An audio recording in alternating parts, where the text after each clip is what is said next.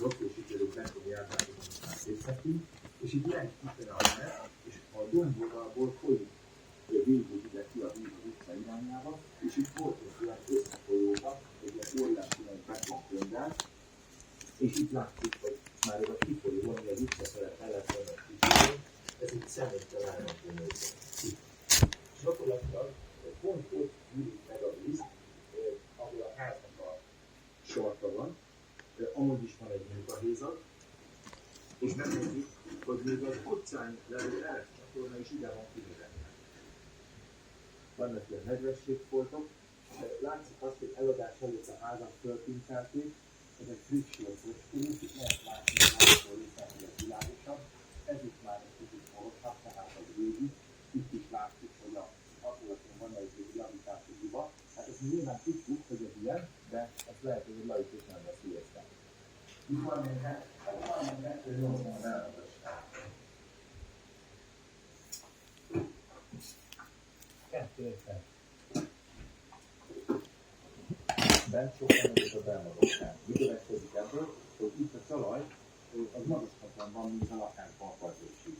És ezáltal a nedvesség támadja a talat, és a belső oldalt meg lehet nézni, hogy milyen rossz állapotban van. Tehát amikor elapoltuk, a filmképet mutatni, hogy előtte milyen volt, és most ugye azért készül ez a drényezés. Itt látszik, nagyon 2 cm. Ugye mit mutat ez? Hogy ameddig nem volt itt a bitumen, addig folyt be a víz. És aztán itt lehet látni, hogy itt van egy ilyen kis markerkenés, itt ezt utólag tették ide, itt lehet látni, hogy elvált, és akkor szivárgó befele. Ez utólag van ide hekkelve, itt legalább 5 centit lehet befele, ugyanis a fal megemelegette ezt, és akkor most már befele lehet. Tehát tulajdonképpen csináltak egy betont, és rosszabb lett, mint előtte volt. Ilyen magasan döntenek a vakolat, és akkor visszamegy a túli tehetség.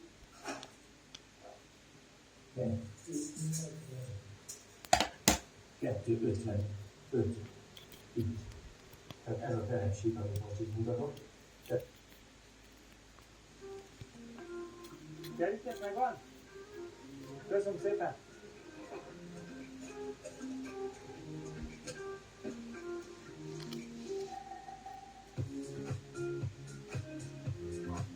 Megtámasztjuk a téglával, és akkor, hogy ahogy haladunk, akkor kiveszünk a téglát. Na, de mindig kérdés, hogy tegyünk a drénycsövet. A drénycsövek az gyakorlatilag magyarul egy szivárgó cső, ennyit jelent. Itt ez a műanyag cső be van vonva geotextíliával, és természetesen a cső a csupa lyukakacskák, és akkor bele tud szivárogni, ahhoz fog a víz, és akkor abban a cső keresztmetszetben egy nagyobb lendülettel tud lefele menni, ugye egy több vízre számítunk, és akkor a végét bezárjuk, hogy a földdel ne menjen tele. Mindig kérdezitek, hogy a geotextília eltűnődik-e. Nem maga a geotextília szűri meg a nedvességet, hanem a geotextília mögött felhalmozódó talajszemcsék képeznek előbb-utóbb egy szűrő réteget. Úgy tűnik, hogy eltűnődik, de hát én olyat még nem láttam, hogy tóta lett volna egy drénezés fölött, vagy egy geotextília fölött, tehát előbb-utóbb el fog menni a nedvesség, és nem itt. Ide fogadtuk, valami eső, ide lemegy a kollékaviszony, de itt is el tud szikkadni a víz. De jöhet a talicska.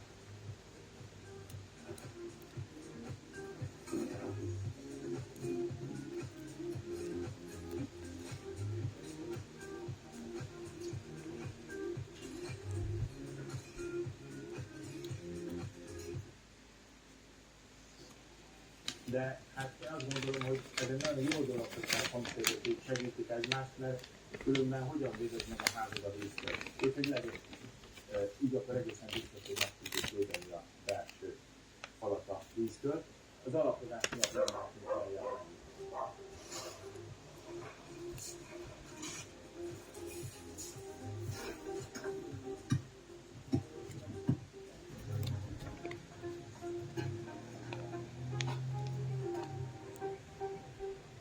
Következő ház is, hogy visszatakarjuk a drént, úgyhogy akkor létszáron vegyük le ott a téglákat, és akkor lerázogatjuk róla a követ, és ide letakarjuk, és akkor belső oldalon kiszabadítjuk a geotextút, és ide ráfordítjuk. Szerintem így kialakul a szivárgótest, és folytatjuk tovább.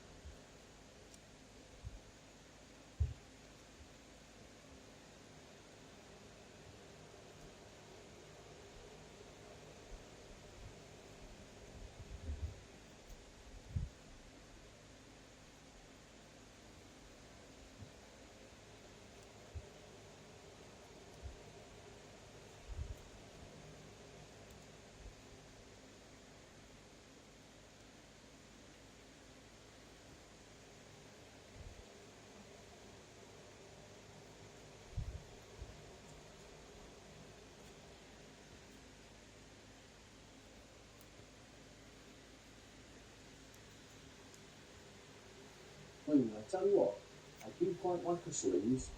You're kind of sporty.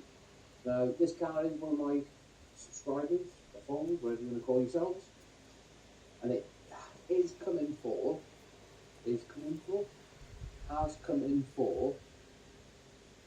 timing belt replacement. So you go ahead and get the timing belt replaced.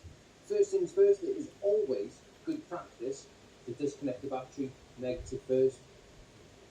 A lot of people don't bother, they just pull the key out of the ignition, but for safety, I always do like to just disconnect the battery. Right, let's get the vehicle up in the air, all the fairly pans off, including the driver's side front wheel. One vehicle is now fully raised in the air. I've taken the under trays off and also the inner splash pad. But we have run into, I wouldn't say problem, more of a common complaint. The front crankshaft oil seal is leaking, so I just have to get on the phone quickly and get one organised, and that should be here by the time we get that timing belt off. Right, what we're going to do now is as much as we can underneath. I'm going to get the coolant drained out of it and attach my under engine support. Crank pulley off, I've already removed the alternator belt, a little lock it in it. Then we can just slacken off that bottom 16mm on the engine mount from underneath, and then pretty much everything else in is up at the top. Now let's make a start on the top end. Now I have already moved the coolant tank. What we're going to be doing, you can just pull the fuel filter out of the way, but for the sake of a couple of clips and blanking a few pipes off, we're going to get it out of the way as much room as possible. It takes a couple of minutes and you're not faffing about, so get everything out of the way. I'm just going to be putting these little blanking caps to see any fluid leaking. These are brilliant. And the fuel filter is now out of the way, completely out of the way over there. Now remember, we have got our engine supported just by the sum. I've gone ahead and removed the 218s, 216s and 113 there, and that engine mount will now come off. We do have to just remove this lower part of the engine mount. Now if there's one thing that I see time and time again when I'm carrying out other procedures on the vehicle, like say if one of these engines has already had,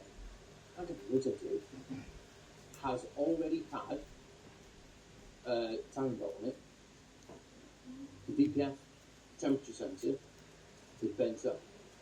all it is, and the people can't be bothered, just get a crow's foot on it, work it out, and pull it out of the way. What they do is just bend it up so they can get that timing cover off. Save a little bit of time, take it off, and the cover will. Should just pull out a little bit like that. Now with everything out of the way, this timing belt has been changed because we've got a gauge belt put on it. Personally, I don't really like gates because I've had lots of bad experiences, especially with the bank stuff, with the tensions and the water keeps failing.